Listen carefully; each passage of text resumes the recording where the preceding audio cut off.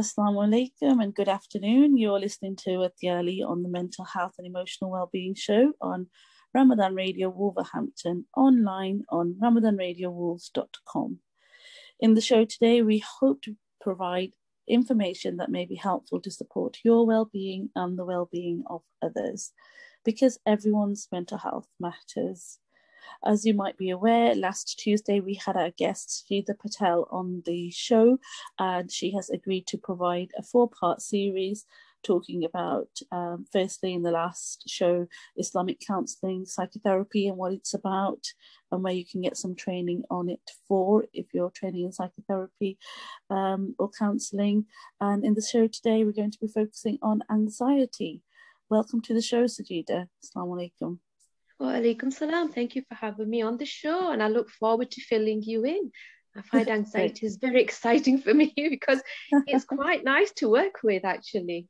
So you find a way and ask me questions, and I'll try. I will do. So you're joining us today from Ihsan, an organisation called Ihsan, which provides a culturally sensitive service using Islamic principles. So firstly, I'd like to ask you, how would you notice anxiety in a client? What would you say anxiety is, and what the symptoms of that might be?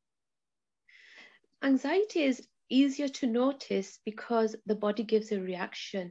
So anxiety, I just want to start off by saying that it depends on the individual, because we're born as different personalities. So some people are more inclined to an anxious state and it's very functional, whereas some people will be more settled and withdrawn, and that'll be their more balanced state. So from an Islamic point, it's bringing that person back to a place of balance.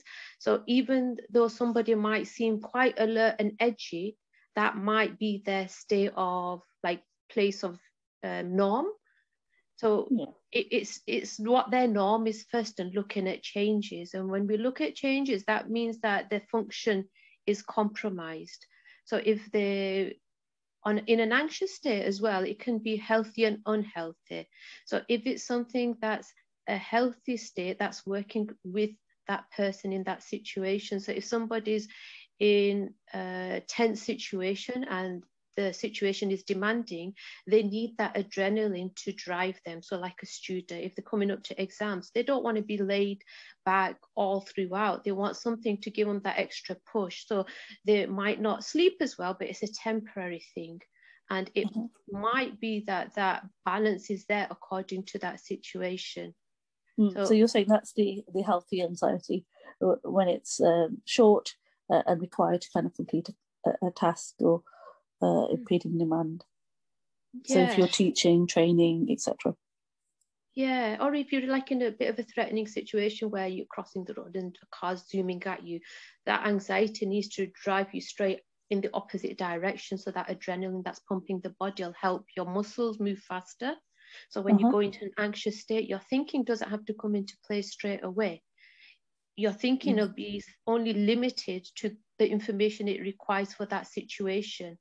And mainly the blood is going to circulate to the extreme areas of your body to react. It's that fight, fright, or flight response, which is the primitive response when we're in danger, whether we freeze and pretend it's not happening. So some people in an anxious state, they'll just go really stiff. And depending on if it needs a reaction, some people will be better at just fleeing the situation. Or you go into fright. And that's more like a natural response. And that's something that we work with. So as humans, I think these sessions are quite good for people to be aware that we need to work with our emotional responses. It's when we start holding back and we don't work in balance. And this is why I like the Islamic model. It looks at the person from a deeper level, helps them come back into a state of balance. And then you're working with your energies, you're working with your place of peace. I can't go on about it. Have I drifted off the question, by the way? No, it's okay to do that. So we were talking there. That's fine. So we were talking there about kind of healthy anxiety and how that's useful actually when you're about to sit an exam. It kind of gives you some adrenaline to try and prepare for that examination. But the other part to that is the unhealthy anxiety, I think you termed it. Could you tell us more about that? What do you mean by that? I'll give you a definition just to get us thinking. So the American Psychological Association characterizes anxiety as an emotional response which has feelings of tension, worried thoughts, and physical changes. So when we're anxious and it's something that doesn't fit the situation, it's counterproductive, then those negative thoughts that we have prevent us from thinking rationally, and that kind of makes us feel out of control, or we're on hyper alert mode. So we're looking out for things that we don't necessarily need to put into place.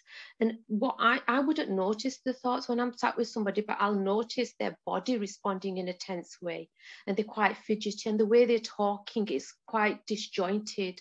So it's difficult to get, you know, when you're relaxed and you have a flow conversation, you're settled with yourself. So you're not just talking verbally, it's like your heart's settled. So when I get to a stage where the anxiety has settled, then I see the real person. But when the anxiety is there, it's like I'm just seeing bouts of energy splurting, and that means that the physical side and the thinking is not coordinated, or it's not like whole, it's disjointed. Yeah, so when does anxiety become a problem then? Is it at this point where the thinking becomes disjointed, or people are feeling restless and there is this physical kind of tension?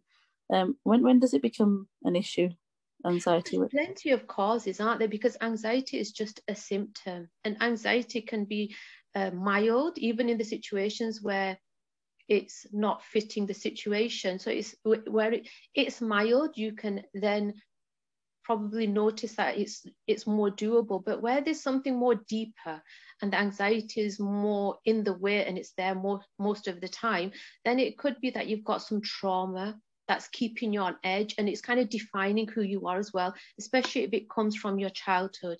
And that means that you know how we talked in the first session, that when we are in a traumatic state, and then our heart, it kind of is covered by rust because we haven't allowed it to heal.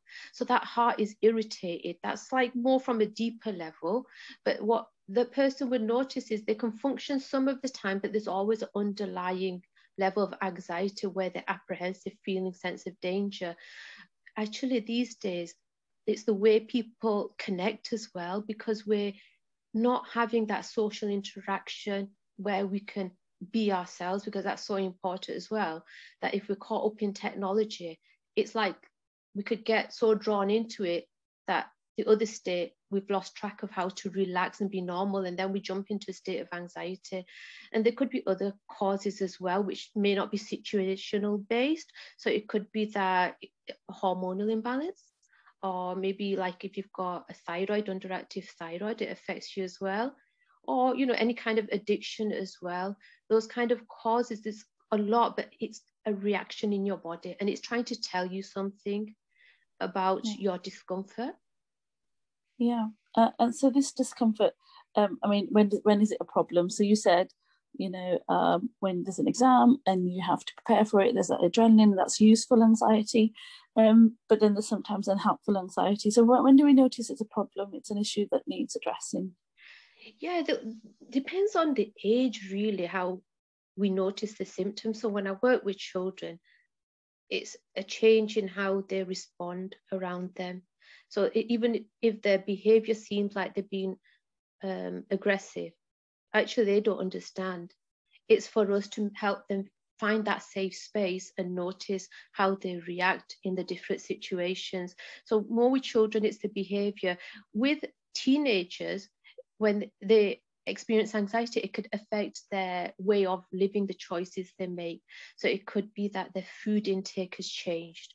Because of the anxiety, they might not identify what's happening to them, and they might try and put order in place by maybe trying to make their environment more healthy. It could be any kind of OCD, it could be an eating disorder, or it could be that through anxiety, they have an outburst of energy and they become a little bit more edgy. And in certain cases, depending on how they've, you know, how they've developed their behavior, if they're familiar with people being aggressive, that's what they'll turn to as well, because it's more learned behavior and what they're used to seeing. With adults, the anxiety can be hidden, a bit more hidden. And when they come to therapy, it gives them an opening to just explore it. So it could be a bit of a mishmash. So where they're feeling anxious in themselves, but on the outside, they've learned to compose themselves. So usually you find depression, anxiety works together, where sometimes they'll kind of suppress it and shut themselves off. And then when they are anxious, they'll try and keep themselves busy. Does that kind of give you an idea? Yeah, thank you for that. And I'm just going to throw a plug in there. When you were talking there about teenagers and disordered eating disorders, we had a show quite recently where we spoke with our guest from the Eating Disorder Service. So if you think that your child or your loved one has an issue with eating, please do listen back to that show, and you'll find that on Ramadan Radio Wolves YouTube channel. Sajeda, coming back to what you were saying, in terms of adults, you said it's easier to kind of probably hide, and it's not until an individual is probably at therapy do they realise that actually they've got a lot of symptoms around anxiety, and also it might be that individuals recognise that they're worrying more than usual, so they recognise it's staying there longer than it needs to, and there's actually not something there present to worry about. So they might find the thoughts wandering in what if kind of thoughts. Is that right? Yeah, so their thinking is not balanced, is it, when they're in an anxious state? There's different kind of ways that the thinking is altered. So one of the things is all or nothing. So they're homing into one aspect of the situation. So if somebody comments to them and says, oh, I can see that trouser looks a bit baggy on you, doesn't it, today? So what then they all or nothing would say is, right, are you saying that I'm just looking overweight? So because they're already feeling insecure about something, that means they'll home in on their insecurities, rather than looking at what's being said. And another way of thinking that could be altered is a mental filter. So they'll again home in on something that they're sensitive to. There are many different kind of unstable ways of thinking that comes about when you're feeling anxious, where the anxiety is feeding that thinking. So when you're feeling unsettled because you're in a state of like looking out for things, then your thinking matches that as well. So you're quite restricted in what you're noticing. And that thinking is seen as irrational as well. So when you're worried about somebody's safety, rather than having a balanced opinion on what's in place and what's the norm, you'll just jump ahead and put extra security in place because you're thinking is telling you that I'm worried. Does that make sense? Yeah, so you're taking steps to kind of protect yourself from either the anxiety or what the problem might be. So in terms of what if this happens, and then people are over preparing to try and protect themselves from that, perhaps, is what I'm hearing you say, Sajeda. But with regards to physical symptoms, you mentioned a little bit earlier in terms of feeling restless. Are there any other physical symptoms you can think of that people might notice? Yeah, there's a spread of symptoms relating to the chemical kind of imbalance that you're getting in the body, because like we were saying earlier, that your adrenaline that's pumping in the body is tailoring you to react, so your muscles are right ready to move fast. So that might mean that your stomach area is unsettled and you might feel nauseous, get diarrhea, and also because of your rapid breathing, you might feel out of breath, you might feel dizzy, your heart might start palpitating faster. And these are just signs that your body's telling you that we're getting into an anxious state. And what I would normally do when I'm sat with somebody is they won't notice this straight away, but I'll kind of give them some examples and say, have you ever noticed any of these symptoms? And it'll get them thinking. And we use that as an indication as well in the future, like if anxiety is going to come up, notice these signs. And because they're quite uncomfortable, these feelings that people have in their body, they try and override that and develop coping strategies, but those coping strategies can sometimes be unhealthy, like things like OCD, where then they're trying to manage a situation where it gives them some sense of comfort, which temporarily eases the anxiety. So sometimes that anxiety can feed into other things as well if it's not treated. Right. So in the current climate, as we're experiencing it, are you finding that you're having more people being referred for anxiety? Oh yeah, I think that with anxiety, people are noticing it more now, and it's not hidden because it's more situational based. And we don't have the same choices as we had before, where we can do leisurely activities which may burn off energy. We don't have the routines that we had, that social interaction. So people have been kind of placed into a corner, and all this has kind of had to be compromised. So as individuals are compromised in these situations, the anxiety is just turning up out of nowhere.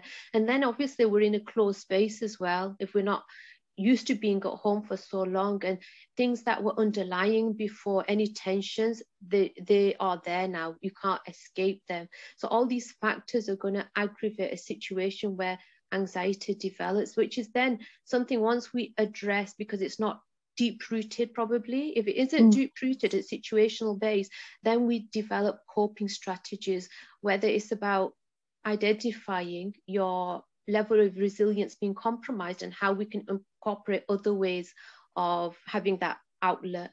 So you're releasing the energy, or you're forming good boundaries for working, or boundaries for relationships, that kind of thing. And obviously turning to Allah subhanahu wa ta'ala and looking at it more as a test, and maybe it's a space that you can use to build on something else. Because that's what I've noticed with people, that actually, because they're familiar with a certain way of living, that's kind of suddenly starts. But alhamdulillah, given time, some people have realized that actually there is another way, and it allows me to develop something new.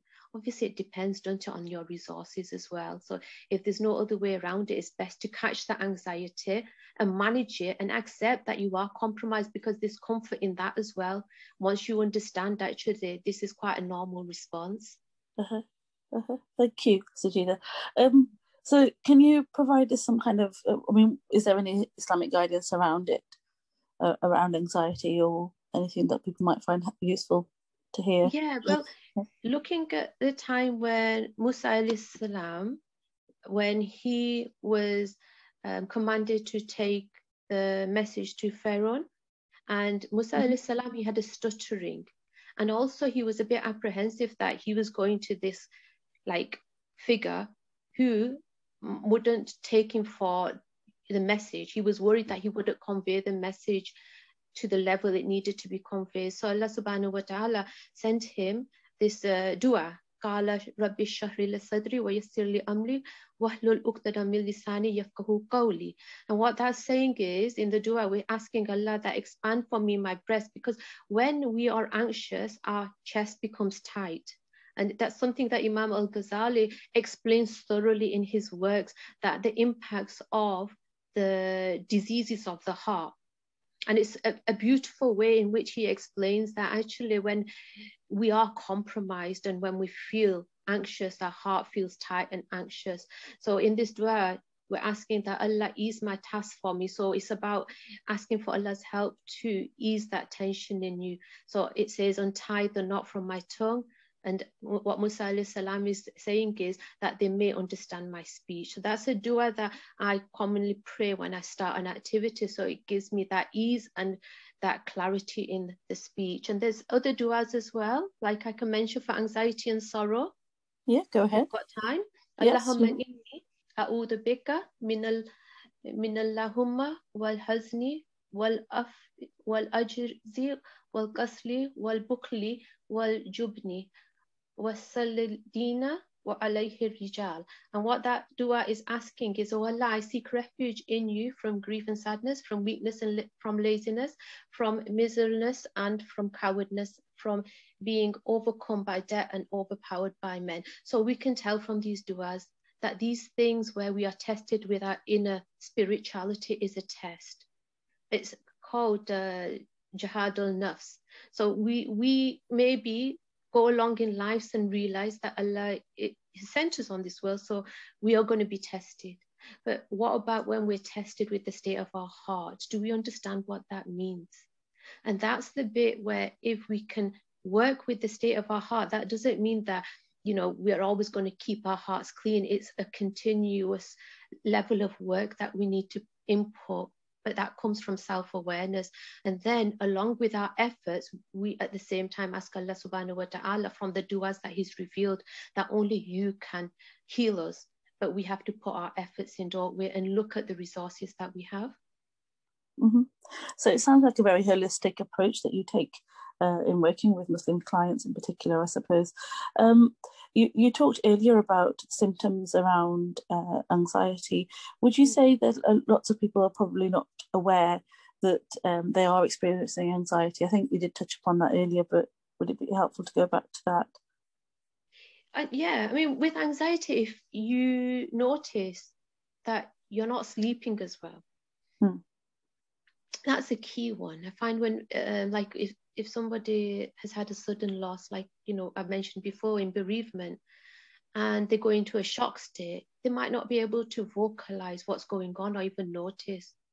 But people around them will notice things like sleep is a bigger factor, where they'll exercise, they'll try and do stuff to release the energy, but because their body's in a state of shock, it's like when it comes to the end of the day and your body settles and you can't keep yourself occupied, you can't keep burning that energy. So that's the biggest challenge, because once your sleep's compromised, then it has a knock-on effect. With the anxiety, you can kind of dampen it down during the day. So it's more like noticing the other stuff when you can't distract yourself. So I do notice that people who like try and cover up their anxiety, try and keep themselves busy. But also with the anxiety, it's a natural response until it gets to a point where we feel like we can use it to react in a negative way. So if somebody was to notice that at that point, it's about being compassionate and saying that actually it's not like you, is it? This is something that we can work with. And then knowing that you've got choices as well. Because when you don't feel you can do anything with anxiety, your body's going to react. You can only hold it in for so long. And the way you're going to react is going to be even worse. And then there's going to be remorse and regret. And then that's when, as we know, Shaitan gets in very easily because it sees a weakness. But even then, you know, Allah, alhamdulillah, is merciful. Allah does say, don't he, in the kind of, is it where Allah says that you come to me with a handful, I'll come to you in an arm's length. So we should never hesitate to turn back to Allah subhanahu wa ta'ala and repent.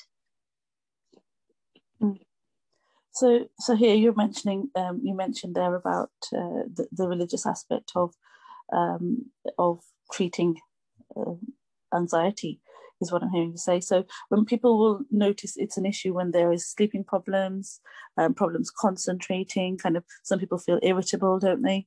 And the feeling of restlessness that you mentioned before, and you might be feeling tired and exhausted. So when people do approach you, what is the process? Do you assess them? Is it a phone call? How does it work? Oh yeah, we do initially have like a casual conversation, recording how recent it is, you know, just in an assessment on what they're finding is the struggle at the moment. After that initial assessment, it's giving them a space where they can feel at ease. Even on Zoom, it's getting through that first session where they can feel at ease to explore what's going on for them. As far as anxiety, because we're also trained in the secular models of work, and I would say the cognitive behavioral therapy model is a nice way just to work with the anxiety, because you can then put, like, especially with teenagers, they like to figure out where things are coming from. And then if we break the cycle and look at the thoughts and then try and open them up and do it in a way that they own as well. They need to make sense of their thoughts. It's not a thing where we dictate what's right and wrong. Usually the individual can make sense of things, but they just need to have somebody to explore it with and give them an approach as well. From an Islamic side, it's like a bit deeper. Yeah, we are nearing the end of the show, Sajeda, so we've got about a minute or so. If you could just quickly tell us about the organisation and how people can contribute in terms of the charitable donation. And also, I was just wondering whether mindfulness training and meditation or prayer is a part of the treatment for you, for your clients. Yeah. So, well, yeah, I am a mindfulness practitioner, and we don't call it mindfulness, we call it meditation. So there are things like how we pray namaz and how we focus on the intention that we do home into the aspects of, as a Muslim, we've been given a lot of resources on how to ease our anxiety in the way that we practice our religion. Yeah, and as far as the organization Ihsan, that has been it's a clinic. It's connected to the training that we provide. So the training is provided from the International Association of Islamic Psychology, and that provides training for professionals. It's a registered body, and we've got 3 clinics, and one of the clinics, Ihsan, based in Bradford. We've tried to provide a service to people who are struggling to pay for the service as well, but it's very limited because it's mainly run with volunteers. So if you could give us the website, we're just about to end the show, if that's okay. Yeah, so it's ihsan.org.uk, and if you can make du'as, Allah provides us with much success so we can reach out to others, and any donations would be generously appreciated if you go on the website. Thank you for joining us today, Sajeda. You can listen back to us on Ramadan Radio Wolves, and you can listen to the next part of the show on Tuesday. Thanks for tuning in today.